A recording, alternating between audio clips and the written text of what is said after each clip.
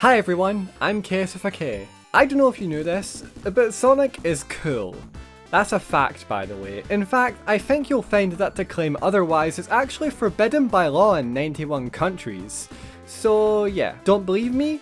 Visit zombo.com. Sonic is a franchise that has followed me from a very young age. That's right, I was a Sonic kid. Who's surprised? No one's surprised. And if there's anything I've learned about it, it's that it has probably the biggest variance in opinions and like anything ever, I think. I don't think I've ever seen such a large diversity in favourite characters, games, soundtracks of a single specific game, and specific adaptations of a single property before the Sonic series.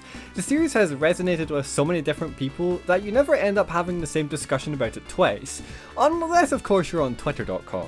Some people's favourite Sonic game might be the first one, the second one, or even the official Roblox game. Whoa, hey, no, don't look at that! For me though, my favourite Sonic game is undoubtedly Sonic CD, and despite being so sure of this, I actually didn't fully understand why it's my favourite Sonic game until I started writing this, so let's take a look at it. Sonic CD is one of the classic Sonic games. I think it's the third Sonic platformer since it was released in 1993, but I am probably wrong, and if I am, you should subscribe and ring the bell or something. I don't know, just a quickie suggestion. It's notable for introducing Metal Sonic and the best Sonic character, Amy Rose. Its time travel mechanics and, of course, two soundtracks between North America and the PAL regions. There's a lot of debate over which of these two soundtracks is better, and while I ultimately prefer the PAL soundtrack because, well, I'm fucking European, I think the NA soundtrack also has a lot of merit to it. I've heard some people say the NA soundtrack is bland, and I sort of get it, but I think a lot of the tracks in it fall more into being super atmospheric.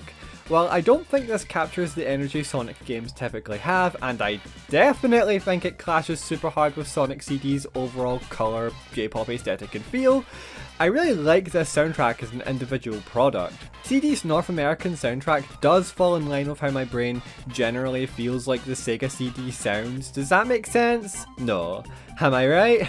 Absolutely! Despite its status as one of the OG Sonic games, it's probably one of the more controversial of the 2D games, and most arguments I've seen against the game's quality typically come from its level design. Namely, that it's much harder to gain speed and that levels feel particularly gimmicky. These criticisms are valid, don't get me wrong. I'm not suddenly going to pull out the projector and show everyone a PowerPoint on how they've totally missed the nuance and genius of Sonic CD's level design. But Sonic CD isn't a game that's built around being fast, and that's okay. Sonic CD has an emphasis on exploration, and because of this, levels are a lot more vertical and typically have around 4 or 5 defined routes, and sometimes, specifically in the case of Act 1 of Stardust Speedway, they can be designed to be locations that you don't stay at for very long, due to having very specific locations for time travel. People might think that Sonic's new Super Peel-Out goes against this design philosophy, but considering all the time travel stuff, I actually think it complements it really well. I also really enjoy how well the enemy placement in some places complements this level design. There's actually a specific spot in Palm Tree Panic Act 1 where you end up jumping on 2 flying bandits to reach a higher route, and it feels so fucking good! This kind of experimental non-linear level design isn't for everyone, but holy shit do I love it, I live for it!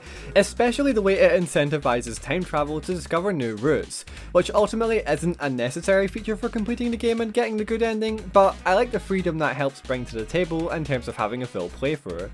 You can just go the full route of playing all the special stages for the good ending a la Sonic 1 or 2, but returning to the past and exploring the levels always felt way more rewarding to me, even if it was considerably less efficient to do so. Admittedly, this exploration-based level design isn't perfect, and its imperfections do show in some areas, but these would be refined in later attempts at exploration-based Sonic, such as Sonic Adventure 2's treasure hunting stages, which I will never play because those ghosts are fucking scary, fuck that! There is one thing I consistently take issue with in this game, and it's definitely the boss fights, which are also experimental, but more so to its detriment in this case. A lot of the bosses in CD are boring at best and tedious at worst. Collision Chaos, Tidal Tempest, and Quartz Quadrant are pretty much the biggest offenders of this, as 2 of them essentially require you to just wait until the boss defeats itself, or in Collision Chaos's case, is a fucking pinball minigame, and I already don't like the pinball sections in Sonic games, okay? On the other hand, Palm Tree Panic and Final Fever's bosses are just so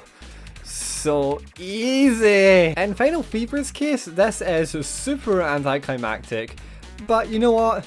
It's fine, because oh my god, the Stardust Speedway boss is so fucking awesome! Stardust Speedway clears and solos not only all of Sonic CD's boss fights, but pretty much every single 2D Sonic boss like ever for me. It's so cool, it's so tense, it's so fun! Sonic CD doesn't what the fuck? Sonic CD doesn't focus on speed, so the climactic confrontation between Sonic and his robotic doppelganger breaking the mold of the game and doing just this really runs the extra mile of making it feel unique and like a true confrontation between Sonic and Sonic. The fact that Stardust Speedway's third act's overall level design also strays away from CD's typical level design and focuses more on two routes like a traditional Sonic game really just goes to show how intentional this design is. Ironically, I also think CD's levels are just much more fun to speedrun than the game's cartridge contemporaries because of this level design philosophy. Optimizing routes in this game is so fun, and I just love fitting in a quick Sonic CD run whenever I have the time. Plus, I had a 26-minute run in this game on the fucking iPad! I'm this game's strongest soldier! The special stages are also kinda cool, I think maybe. They're even cooler if you play the modern versions of the game or a mod, because Sega CD didn't convey the 3D depth of these stages very well. But they're still cool. They do have the issue of being simultaneously quite hard and also fucking impossible to fail at if you hit the timer UFO. Because essentially, you get to attempt this for as long as you like if you remember to return to the middle of the stage to get your timer UFO when low on time. But they're still cool. This also works against the feel of these stages since it just makes them tedious, but these stages are still cool, I promise. I don't blame anyone who uses the time travel to get the good ending though, because I do the same thing. Look man, I don't know, this game is just so colourful and vibrant and cool and fun and awesome. The word experimental has come up a lot in this video, and that's because I feel it describes Sonic CD extremely well. Sonic CD is experimental, and god am I a sucker for experimental design in games, especially when it comes to the 90s where experimental games were everywhere and a lot of them are super awesome and charming. While CD wasn't a bold new direction for the series, it's a fun sidestep from the formula that I think goes underappreciated in a lot of corners of the internet. I don't love Sonic CD despite its imperfections, but because of them. The little things about Sonic CD that stick out as weird are part of what makes this game actively engaging for me. That, and I love games with little imperfections like that. Except Ape Escape. Ape Escape has none. Ape Escape is Kino. I don't expect to change people's minds about this game, but I hope that my burst of gushing gave out some perspective on what myself and others like about the game. Sonic CD is cool and I like it, but some people don't feel that way, and that's okay. This was a really short one, even by SideNote standards. As a matter of fact, this might be the shortest video I've ever written, which is fine because my last video was definitely my longest. Actually, I just put this for a word checker and it's the same length as a lot of my older video essays and word count, so... Regardless, I just wanted to gush about this game for a bit, especially because it's Sonic's birthday. And we're getting Sonic Origins, meaning I have an excuse to install Sonic CD on even more platforms and play it maybe 6 or 7 more times. Awesome. Please consider subscribing for more, and joining KS Club R by hitting the join button down there would be a very, very cool thing for you to do.